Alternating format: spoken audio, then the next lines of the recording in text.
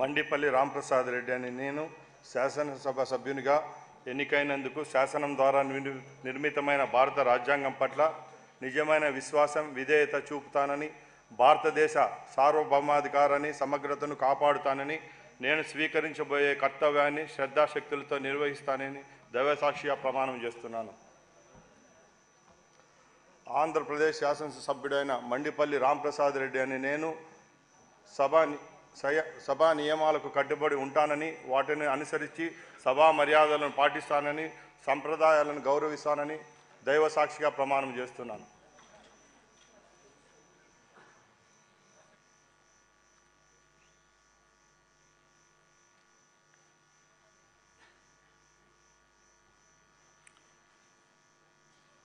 Shri Ravikumar Gottipati.